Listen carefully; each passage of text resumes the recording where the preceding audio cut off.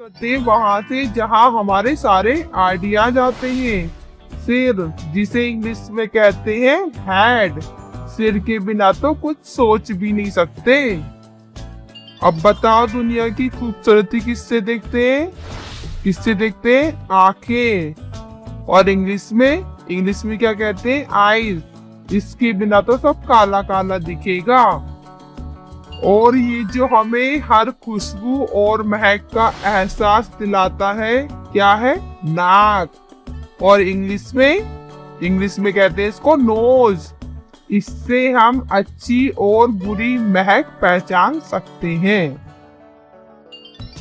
अब ये जो बड़ा सा खुलता है, क्या खुलता है? मुंह। और इसे इंग्लिश में क्या कहते हैं? माउथ।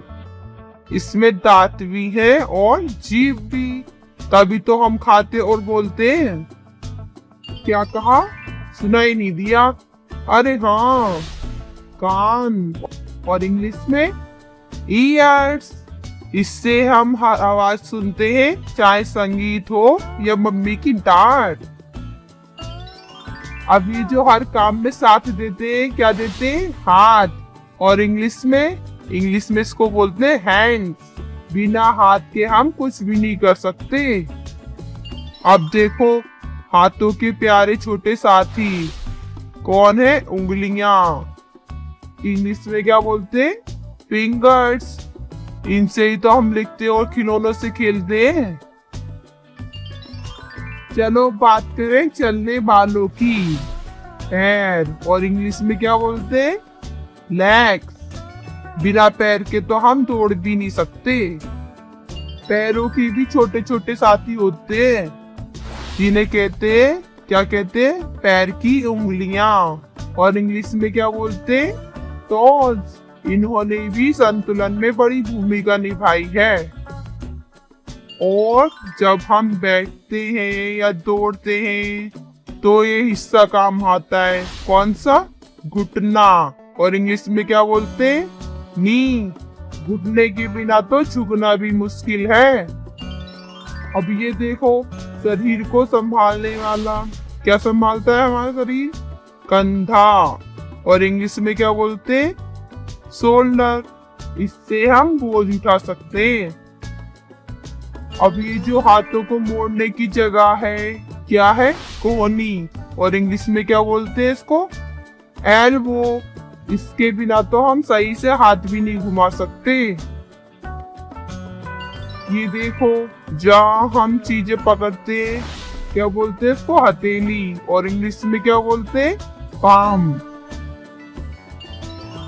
और यहाँ हमारा दिल है, छाती। और इंग्लिश में क्या बोलते हैं? चेस्ट। इसके बिना तो दिल की धड़कन ही नहीं होगी। अब पीठ की बात करें, पीठ। और इंग्लिश में क्या बोलेंगे? बैक। इस पर हम बोझा भी ढो सकते हैं, ये उठा सकते हैं। खाना कहाँ जाता है हमारा बच्चों? पेट। और इंग्लिश में क्या बोलते हैं पेट को? स्टमक। पेट भरा तो सुकून मिला। अब ये जो सिर को घुमाने वाला है, क्या है?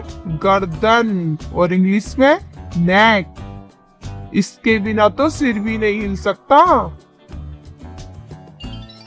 अब ये जो हर बार हम बोलते हैं हिलता है, क्या हिलता है?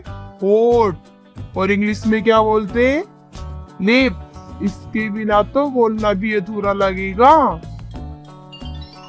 अब ये जो खाना चबाने वाले हैं, क्या है? दांत। और इंग्लिश में टीथ। बिना दांत के तो खाना मुश्किल हो जाएगा। और ये जो हमें स्वाद दिलाती है, क्या दिलाती है? जीभ। और इंग्लिश में क्या बोलते हैं? टंग। इसके बिना तो खाना बेस्वाद लगेगा।